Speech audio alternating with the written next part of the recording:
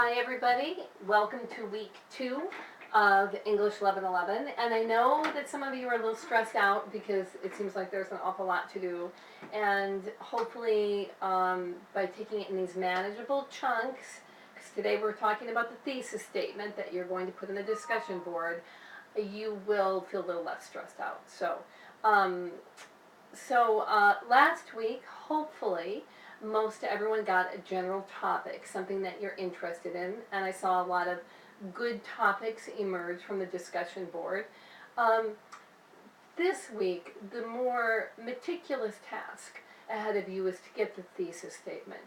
And you'll see a video about the thesis statement and content that I'm going to refer to. I'm going to link some things too for you to help get a sense of a really good thesis statement. But the two most important things to remember are, one, the thesis statement should tell me why I care, why the topic matters, and also provide a roadmap to the paper. So in the craft of research, the writers talk about moving from a topic to a problem.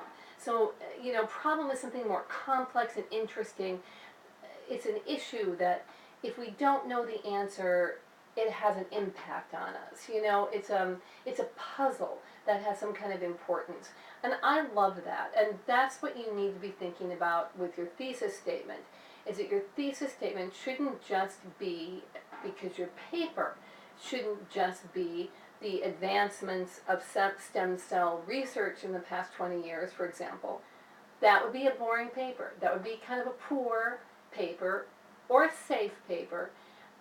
This paper is going to examine the advancements in stem cell research in the past 20 years.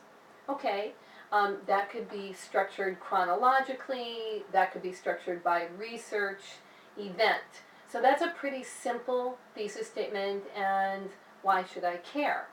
So a stronger paper would be, this paper will discuss the relationship between stem cell research and the larger public debate about stem cell funding. So this paper will examine the relationship between stem cell research itself and the larger public debate about stem cell research funding. Now, this paper might also move chronologically and show how during time period X, maybe 1995 to 2000, when there was a lot of controversial negative stuff in the popular press and moving through Congress, funding for certain types of stem cell research was eliminated or cut down. And then you'll show how limited progress in certain areas were made. 5 years later, the public discourse looked a little bit differently. Funding for stem cell research shifted, and more progress was made here, less here. And then you move up 5 years, and you look at the public discourse, funding for stem cell research, and the kinds of progress that were being made, making a connection between the public debate about the issue, the funding it got based on the public debate, and the end result. Now that paper is going to show us why the public debate matters, why what we hear on TV or what the Congress is discussing matters to us. It matters because scientific knowledge, information that could save lives, is contingent upon the funding that comes out of those conversations. So a paper that looks just at the history of stem cell research over the past 20, 15 years is a safe paper.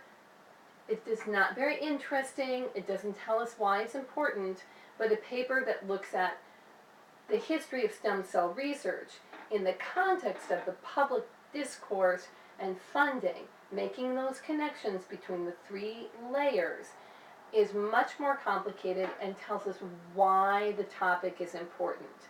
So I have a very simple trick for making a thesis statement, a topic, more sophisticated, more important, is to put a why or why it matters into your thinking and into the thesis statement. So I took that stem cell research and then kind of got a why it matters or why in my mind, and I came up with the funding. Or the other thing is, in addition to why or why it matters, is add another layer on. Add another layer onto your thesis statement. So, for example, last week I talked about climate change affecting poor people. So you could write a paper, just an informational paper, about climate change, yawn, but you could also write a paper about climate change and the effect that climate change will have on certain populations, arguing that this is a international human rights issue as much as it is an ecological issue. So look at that difference. I went from paper on climate change to climate change having a greater negative effect on indigenous or poor people, and therefore climate change should be seen as a human rights issue. A lot of feminist organizations see climate change as a feminist issue and women's issue and human rights issue, because a lot of the people who deal directly with water are women in the southern or developing world, and water supplies are going to be affected. So there's another interesting research paper, water availability and climate change. So instead of just climate change, I took one other thing, women or water availability or poor people or human rights, and I combined it to make it a little more sophisticated. And in your thesis statement, one should be able to flesh out the whole map of the paper. And I think the examples that I have in D2L show this better than I can say it. But I did want to tell you that because this is a long 9 to 13 pages, I can't remember, a long paper, your thesis statement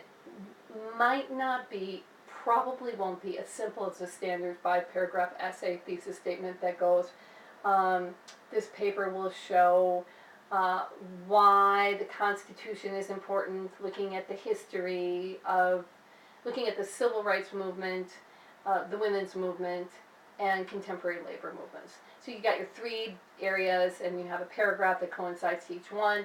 Your paper is going to be more complex. So your thesis statement might have to be 2 sentences long to include the entire map, or it might be a broader map and not as detailed as a 5-paragraph essay. So for example, if I wanted to write a paper on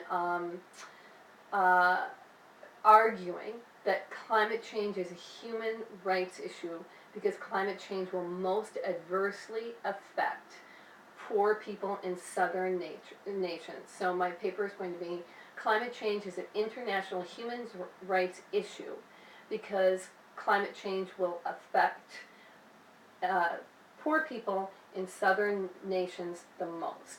So that paper is logically going to be divided up first, I would say, into proving or showing how climate change is going to most adversely affect these certain populations. So the first part of the paper might start out with why and how climate change most adversely affects these certain types of people and populations with examples, and then frame that within the larger discourse of linking ecological or environmental issues to international human rights issues. So I've got kind of 2 topics: how climate change is affecting people on the ground and how we should think about climate change. So my paper is going to be saying, so look at this is what climate change is doing to people, and then moving on over here and saying, we're thinking about climate change all wrong when we think simply about the environment or the world getting warmer. We need to rethink this in terms of human rights, the ability to live a meaningful, safe, and healthy life. So the paper will logically have 2 parts. And that might be all that you need in your thesis statement, is those 2 big general declarations, those global spheres. So with a paper this big, your thesis statement might lay out large domains of analysis, and then your outline is going to go X, Y, Z and fill those in. And I would urge, beg you this week, as you write your thesis statement, to do your outline at the same time. And don't skip the outline. And if you can't get the outline to work with the thesis statement, you might need to ask for help on the discussion board, revisit the thesis statement, but your thesis statement should be able to hold, be a domain, a globe, hold a complicated outline that will fill it in. So those are my thoughts on the thesis statement, and it's really important that you get that in this week and that you have a really good sense of your outline, and we'll be posting the outline next week when the rough draft is due. So you should also be researching, and if you can, you should maybe start writing. Keep working ahead, stay on schedule. This is week 2, we only have 1 month to get this paper done, so stick to it. Okay, see you next week.